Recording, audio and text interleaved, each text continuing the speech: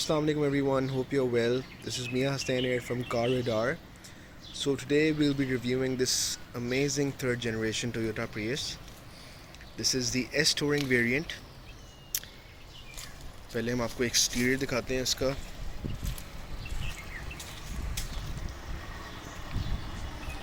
तो ये गाड़ी स्टैंडर्ड अपने प्रोजेक्शन लैंप्स के साथ आती है. इसमें ये ब्लास्टर वाली HIDs होती हैं एंड नीचे इसके हेडलाइट शावर्स होते हैं. उसके छोटे वेरिएंट्स होते हैं which is the S package and L package. उसमें स्टैंडर्ड लाइट्स आती हैं बट प्रोजेक्शन लैंप्स उसके अंदर भी आते हैं जो 12 मॉडल की गाड़ियाँ होती हैं. This is very very spacious.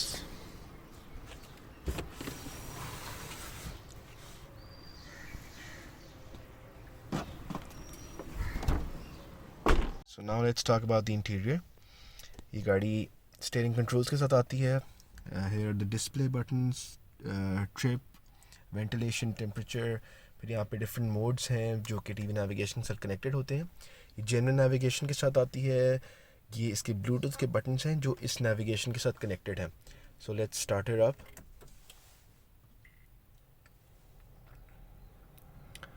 सो आपकी जितनी भी थर्ड जनरेशन टोयोटा प्रियस है, बेसिक उसमें जौन सा मर्जी वेरिएंट हो, सबके अंदर स्टैंडर्ड पुश स्टार्ट आता है और क्लाइमेट कंट्रोल AC आता है. जो अपर वेरिएंट्स हैं जिस तरह की ये S टोरिंग है या इसके ऊपर G टोरिंग वगैरह, उस सब के अंदर ये क्रूज़ कंट्रोल आएगा. 17 इंचेस के एलॉयज़ आएंगे. इस पर्टिकुलर गाड़ी के अंदर 17 इंचेस के एलॉयज़ इसलिए नहीं है क्योंकि जब ये गाड़ी मैंने ख़रीदी थी एक साहब से, तो बहुत से लोगों के अंदर ये मिथ होता है कि वो समझते हैं कि 17 इंचेस के एलॉयज़ हमारी गाड़ी के अंदर अगर लगे होंगे तो उससे हमारी गाड़ी की फ्यूल कंजम्पशन जो है वो ज़्यादा हो जाएगी. बट ये बिल्कुल ऐसा बिल्कुल नहीं है क्योंकि जापानीज़ ने ये गाड़ी की सस्पेंशन और ये गाड़ी का वेरिएंट बनाया ही उन 17 इंचेस के एलॉयज़ के साथ है. तो अगर आप उसको नहीं छेड़ोगे तो उसके बावजूद आपको बहुत ही अच्छी एवरेज मिलेगी. तो खैर ये गाड़ी वैसे नॉर्मली 17 इंचेस के साथ आती है. इस पर्टिकुलर गाड़ी के अंदर 15 इंचेस के रिम्स हैं. बूट आप इसका देख चुके हैं. This is very very spacious. Comes with normal fabric seats. जो G टोरिंग वाला एडिशन होता है it comes with leather edition and G के अंदर यहाँ पे इलेक्ट्रॉनिक सीट्स होती हैं जिस तरह इस गाड़ी में नॉर्मल सीट्स हैं. So talking about the interior, इसके यहाँ पे 2 कंपार्टमेंट्स आते हैं और दोनों आप देख सकते हैं बहुत ही स्पेशियस हैं.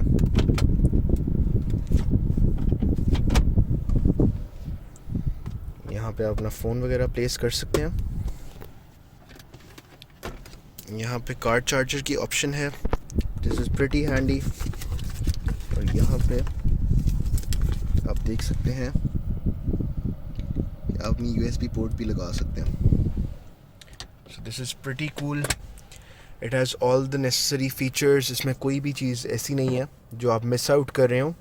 अगर आप इस गाड़ी का कंपैरिजन करें जो आपकी मार्केट में और 1.8 लीटर गाड़ियां हैं जिस तरह के सिविक एक्स हो गई या आपकी टोयोटा की ग्रैंडी हो गई, तो इन दोनों गाड़ियों से इसके फ़ीचर्स बहुत ही बेटर हैं. और अगर हम इसको चेक करें कि ये गाड़ी 2010 या 2011 मॉडल की गाड़ी है, तो आज से 10 साल पहले भी जापानीज़ मेक के अंदर ये सब कुछ आता था जो टोयोटा या होंडा ने अब लोकल गाड़ियों में हमें ऑफ़र किया है विद वेरी हाई प्राइस जो कि नियरली अब 4 मिलियन को टच कर चुकी हैं. तो talking about the budget of this car, अगर आपका बजट 2 मिलियन से 3 मिलियन के दरमियान में है, this is a very good option. इसमें कुछ चीज़ें हैं जो कि आपने गाड़ी लेने से पहले आपने देखनी है.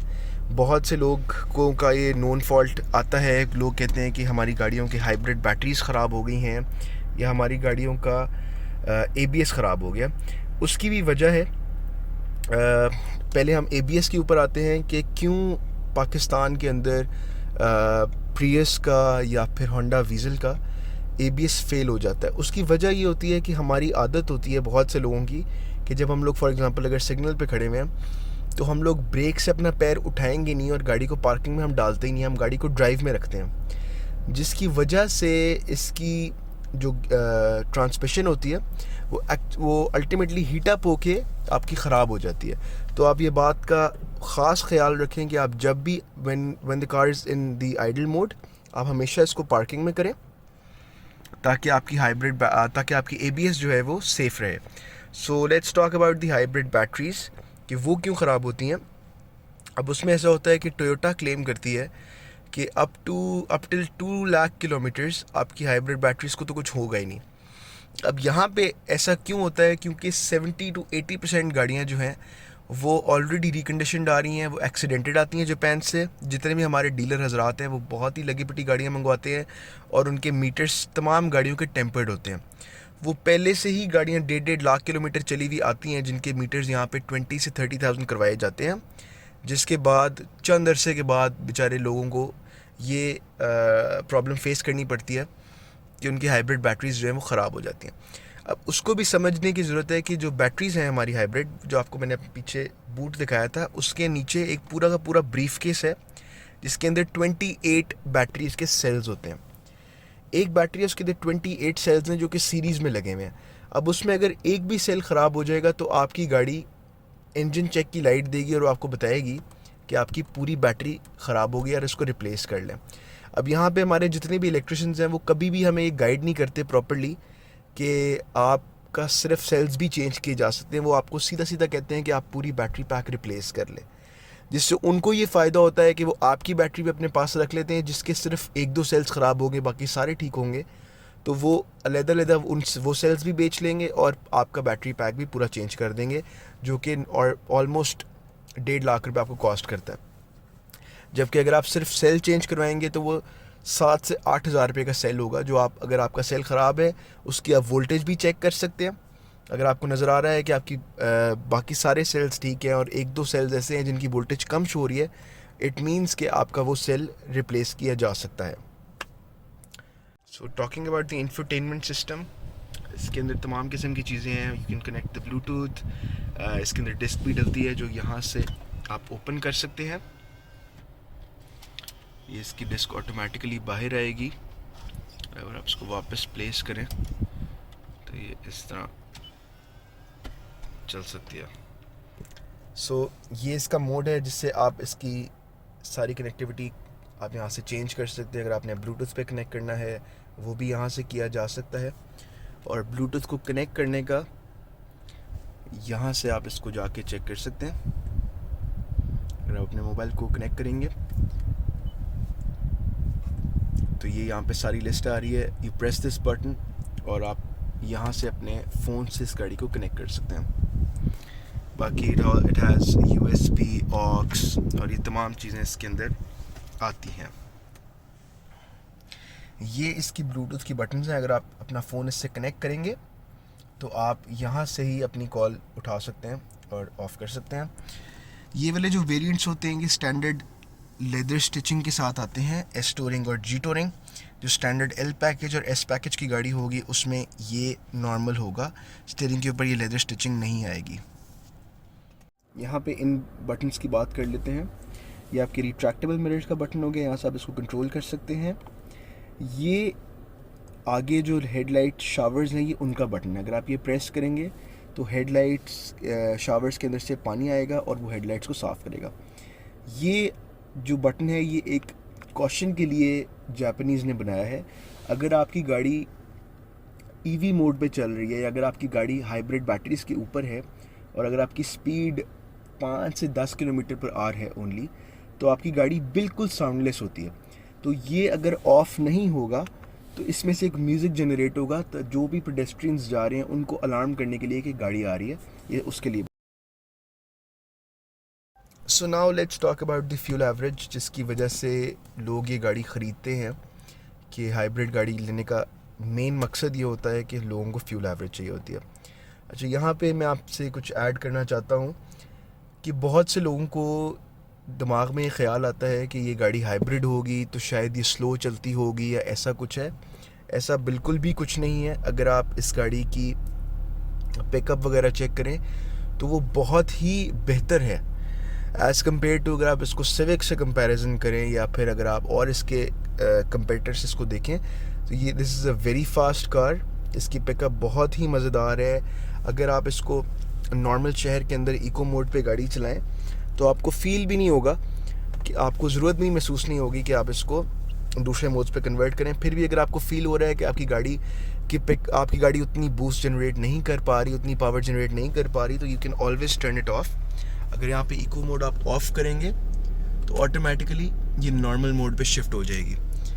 अभी ये गाड़ी जो है वो हैवी पैर के साथ जब मैं चलाता हूँ तब भी मुझे गाड़ी 18 किलोमीटर पर लीटर की एवरेज देती है। अगर मैं इसको नॉर्मल तरीके से चलाऊँ शहर के अंदर, जब गाड़ी 60-70 की स्पीड पे चल रही होती है, तो ये बहुत ही आराम से मुझे मोर देन 20 की एवरेज भी देती है। इस पर्टिकुलर मॉडल के साथ और इससे ऊपर जितने भी मॉडल्स हैं उनके अंदर एक बहुत मज़ेदार इन्होंने फ़ीचर ऐड किया था कि अगर आप एक ट्रिप से दूसरे ट्रिप की तरफ जाएं तो गाड़ी आपको करंट एवरेज बताती है। ये गाड़ी अभी करंट एवरेज बता रही है, क्योंकि गाड़ी अभी मूव ही नहीं हुई, तो बता रही है कि आपने 0 किलोमीटर चले आप और आपको 0 किलोमीटर पर लीटर की एवरेज आई है। तो जब भी आप एक ट्रिप से दूसरी तरफ जाएंगे तो आपको ये करंट एवरेज बताएगी, जो कि बहुत ही एक्यूरेट होती है। अगर आप इसकी टोटल फ्यूल कैपेसिटी की बात करें तो ये एक पूरे टैंक के अंदर आराम से ये गाड़ी जो है वो आपको 700 किलोमीटर्स पर की आपको एवरेज दे देती है। ये अभी हमें करंट एवरेज गाड़ी शो कर रही है। इसकी बहुत ही कूल फीचर एक ये भी आपको मैं बता देता हूँ कि इसके जितने भी ये बटन्स हैं, इन बटन्स के अंदर भी सेंसर्स हैं। अगर आप सिर्फ ये बटन प्रेस करेंगे, सिर्फ उनके ऊपर टच करेंगे, तो आप स्क्रीन पे देख सकते हैं कि आपको वो शो कराएगा कि आपने कौन से बटन को प्रेस करना है। तो अगर रात को आप गाड़ी चला रहे हैं, आपको स्टीयरिंग के ऊपर देखने की भी ज़रूरत नहीं है, आपने सिर्फ अगर आप बटन खाली इसके टच करेंगे तो आपको नज़र आ जाएगा कि आपने कौन से बटन को प्रेस करना है। तो फ्यूल इकॉनमी की तरफ वापस आते हैं। अभी इस गाड़ी में हाफ टैंक है और अभी भी ये गाड़ी 370 की रेंज दे रही है, डिस्पाइट द फैक्ट कि आजकल के हालात की वजह से बहुत कम गाड़ी चलती है, उसके बावजूद भी ये गाड़ी अभी इतनी रेंज दे रही है।